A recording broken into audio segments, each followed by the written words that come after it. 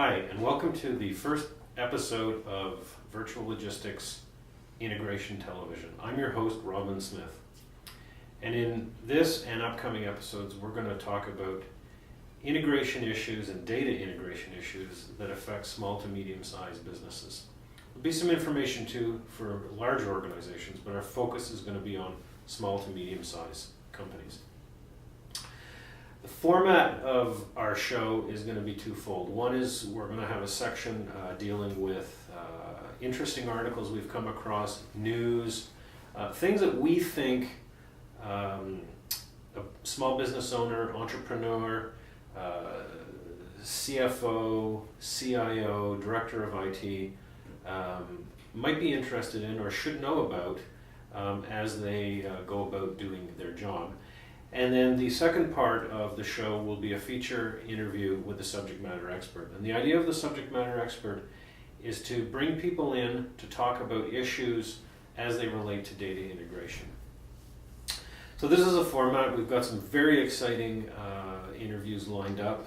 Some of them have already been filmed and some of them are underway. We will have experts from around the world and I think you're going to find it's going to be pretty interesting. So let's start with the news and some interesting stuff that we've come across. In the July-August Harvard Business Review, the July-August 2011 Harvard Business Review is a very interesting article that's written by the current CEO of Bayer Material Sciences Corporation, North America, about how he created a lean growth machine. And this was a complete reversal of an orientation that is traditionally taken by business, which is to cut costs when things start to go sour. What the CEO did, Gregory Babb, was that he proposed an alternative process, which was rather to rethink and streamline the organization. It's a very interesting article, and one of the things that he talks about in this article is the impact and the effects of supply chain integration and the automation of the sales order process. So I encourage you to take a look at that. The other article, which I think is very interesting, and it highlights the reason that integration TV exists, is that we live in a world of ever-expanding data. We all know in our businesses that data is flowing in and data is flowing out, and there's huge volumes of it. And in the Good magazine, the current fall issue of 2011 is about data. And one of the very interesting infographics they've got in the current issue is the growth trend of APIs, application program interfaces, that are being published around the world. And this infographic is very interesting because it shows the exponential growth, that hockey stick curve growth that we all like in business, but it shows this exponential growth of APIs. And APIs are interfaces that allow organizations, platforms to publish and make their data available. They have cataloged a total of 4,000 APIs as of mid-2011. Phenomenal amount of data that's available. So this is the thrust of the TV show. Our feature interview today is with a senior integration specialist from Virtual Logistics. His name is Jason Hann. Jason will be filling the seat next to me shortly, and he and I are going to have a very interesting discussion of how he has seen, in his 15 years of working at Virtual Logistics, how he has seen EDI integration evolve. So on our show today at VL's Integration Television, we have a special guest with us, Jason Hann. Jason, welcome, and it's a pleasure to have you here today. Thank you, Rob. I'm glad to be here. That's good, that's good. Jason is the Senior EDI Integration Specialist at Virtual Logistics. He's been with VL, I think about 14 years. Enough to get gray hair. And so there must be something in that senior title, I guess, is there? There has to be. Hopefully, I've learned a couple things over the years. Well, that's good. That's good. That's good. So Jason today is going to talk to us about some of the things that he's experienced over the 14 years of doing integration. And this sort of fits in with the mandate of VL's Integration Television, which is to provide some unbiased education. So, Jason, how over the years have you seen EDI and integration change from the days when you started back in I think, what was it, 1994? 1994? I don't know, something around there.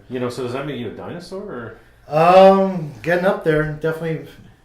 A lot more gray hair than I had at that point in time, and even just a little bit of less hair. Oh well, Well, I suppose that goes with the course. So tell us and tell our audience some of the things that you've seen and.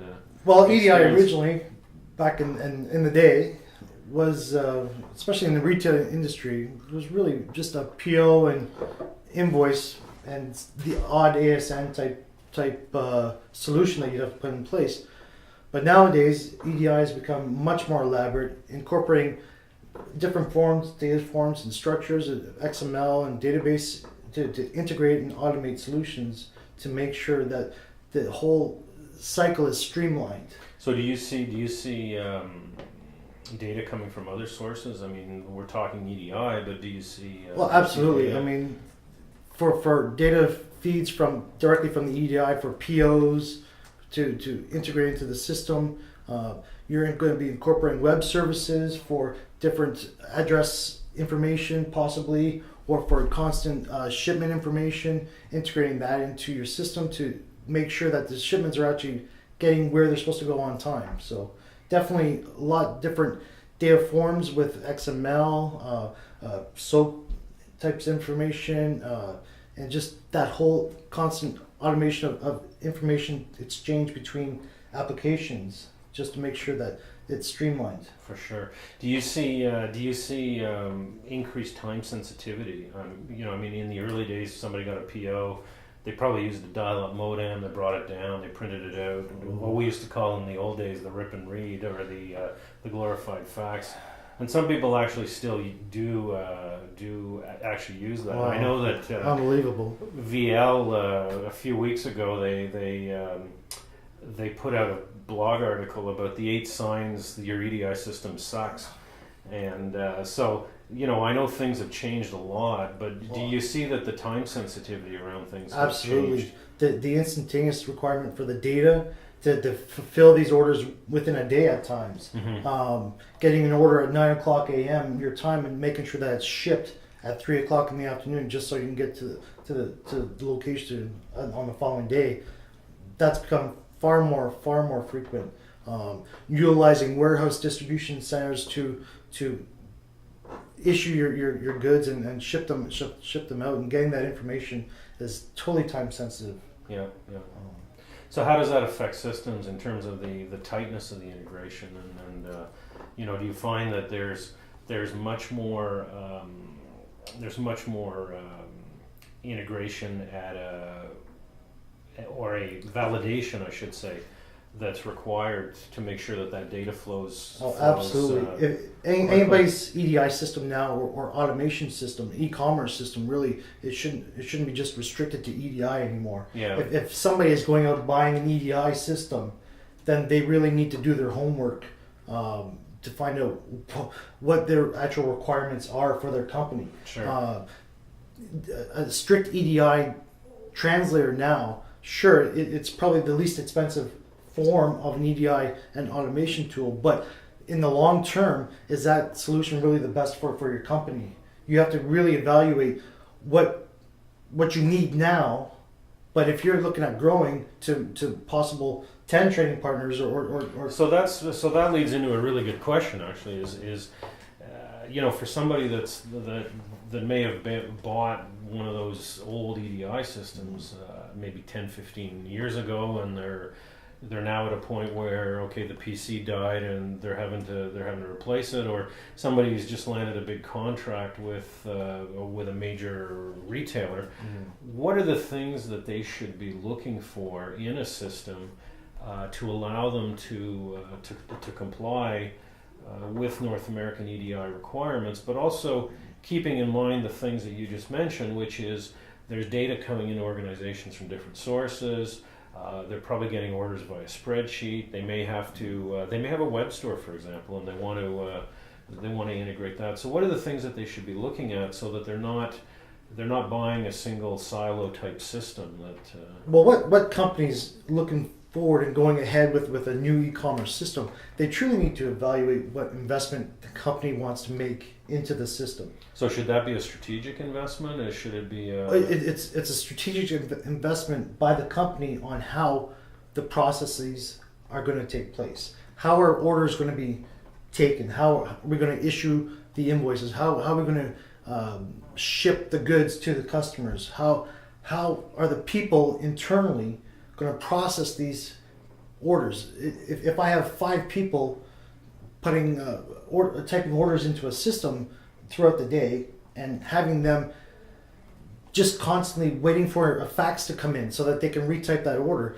there's got to be ways to maybe have a template, an Excel spreadsheet template, or some sort of other data form to pull that in, and maybe you can then reallocate those resources to other avenues. That's actually very interesting what you bring up, because in the July-August 2011 Harvard Business Review, there was an interesting article by the CEO of Bayer Corporation, Bayer Materials Science North America, and they went through a whole re-engineering process where in the traditional model of business they were told by the board of directors to cost cut.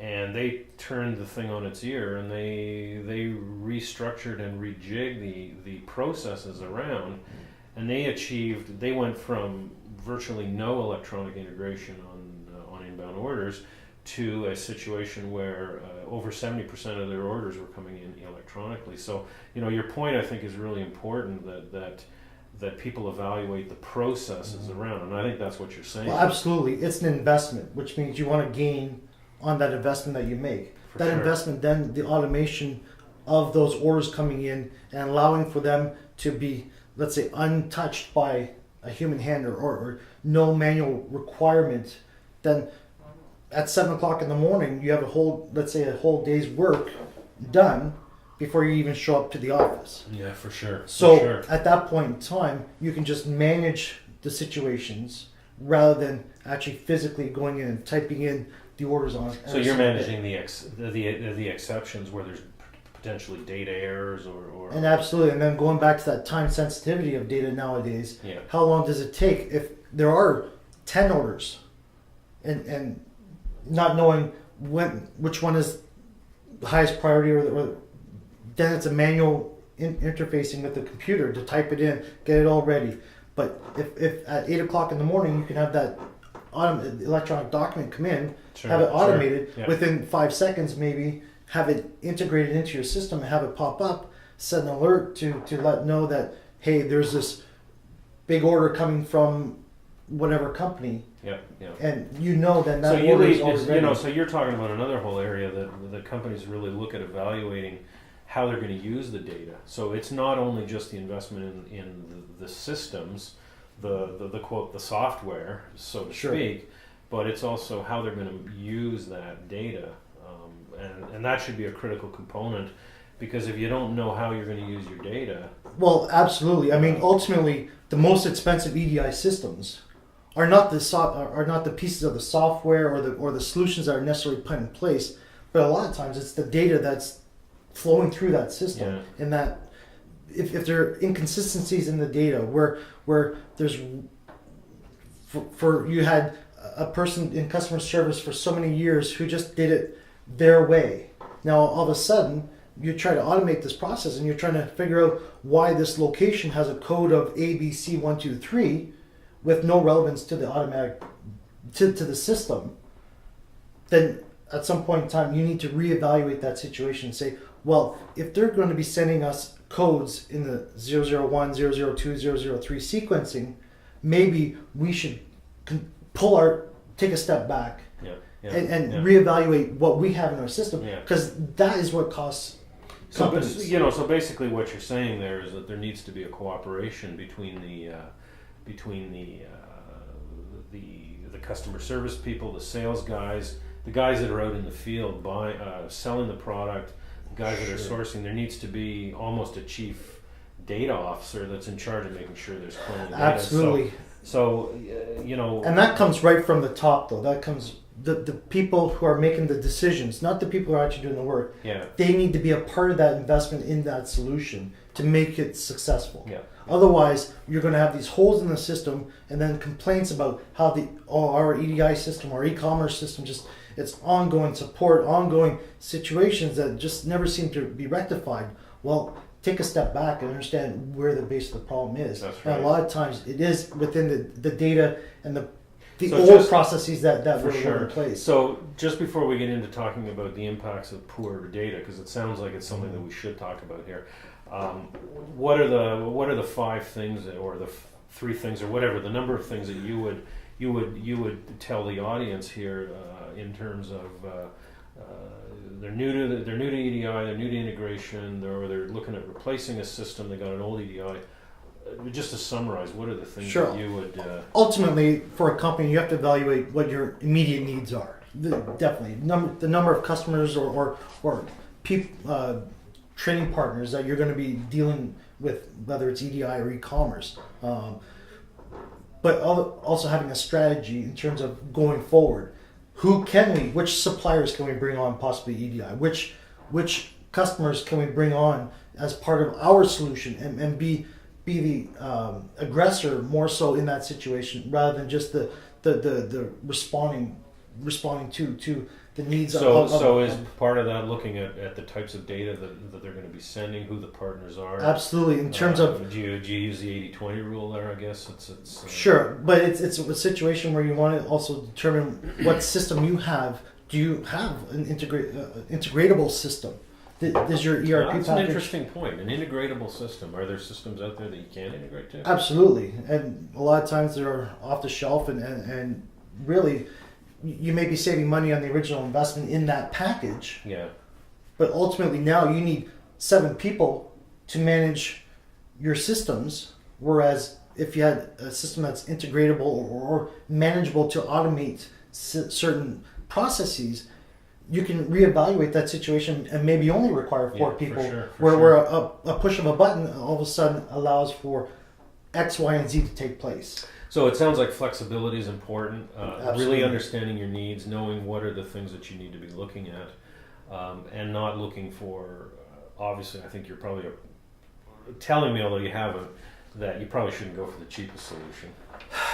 The cheapest is not always the best. Really? I mean, I'm not going to tell you that there aren't sufficiently good systems at a low cost level. Yeah. You have to evaluate your requirements, obviously. I'm not going to try to sell you on a $100,000 system if you only really truly require, and you're only doing I think that five transactions. And I 5 transactions a week. Yeah, no, for sure. But definitely, with a proper strategy in place, you need to evaluate what number of trading partners, number of documents that are going to be flowing through, and how are you going to process those documents ultimately. So, let's get back to what we were talking about earlier with I think you brought up an interesting point. You've sparked a couple of ideas here for future conversations about where the solution should reside. Should it be in the cloud? Should it be on the premise? And that's probably going to form a conversation for some of our other shows. But let's talk about poor quality data. The impact, you alluded and you talked a little bit about the downstream effect of poor quality data.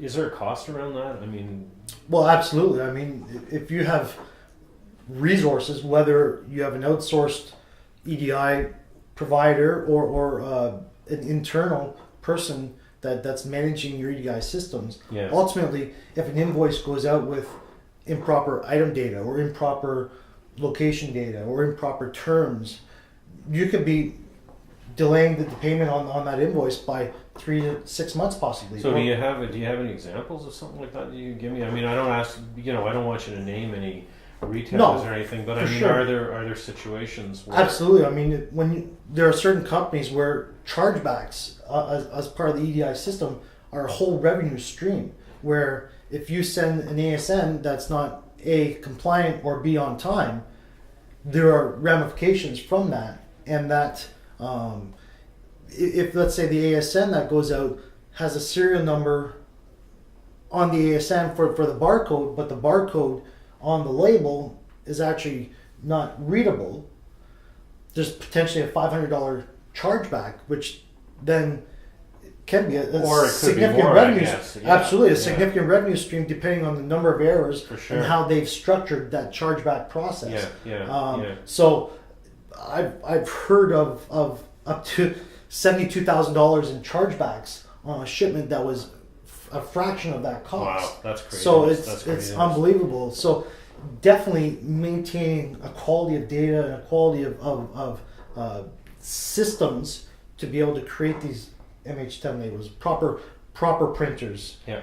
which are A, faster than normal printers, and B, better at providing quality label. For sure. It's a beautiful for sure. picture, of course, but ultimately that $3,000 investment in a proper thermal printer Makes sounds can like it save makes a you lot of possibly sense. $72,000 in chargebacks. Yeah. So, would you rather go for the $200 label printer that you can print and stick on your kids' shelves, Yeah. and then take a chance?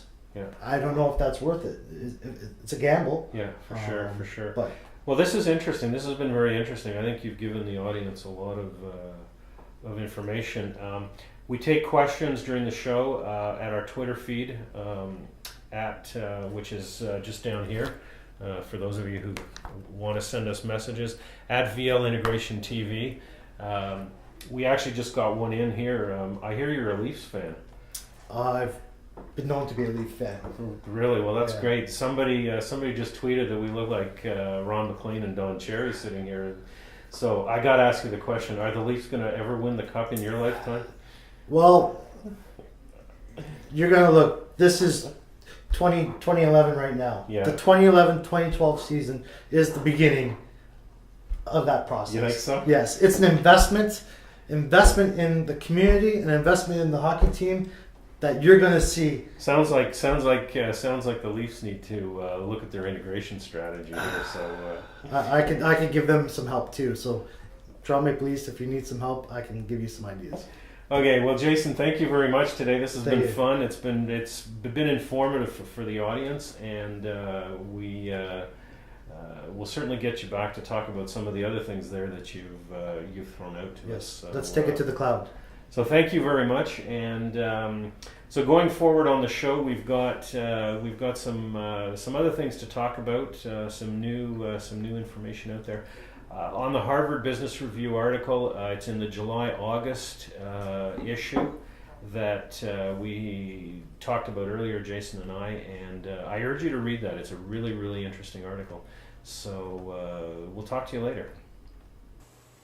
So that was a good interview with Jason Hann, Senior Integration Specialist at Virtual Logistics. Lots of things there for CIOs, CEOs, entrepreneurs and business owners to think about as they ponder EDI integration. Future episodes, we're going to be talking about other aspects of integration. For the articles that we mentioned, the links will be on our website at tv.virtuallogistics.ca below the individual videos. For those of you that want to take a look at those articles and the links to those articles.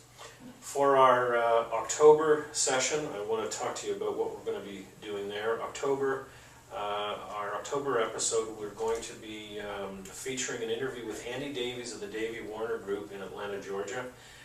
Andy and his group have done some very interesting supply chain optimization work with Flextronics out of California. So we're going to be exploring and discussing with Andy the genesis of their project and the kinds of things that they've run into and some of the benefits of supply chain optimization. So I encourage you, stay tuned for October. And as a final goodbye today, I want to thank our partners and friends over at HubSpot in Boston for the inspiration for integration television.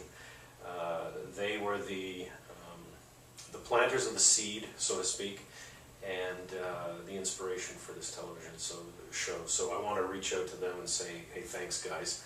So stay tuned. We're back on the air in October with our feature interview with Andy Davies of the Davies Warner Group. Thanks, and see you in October.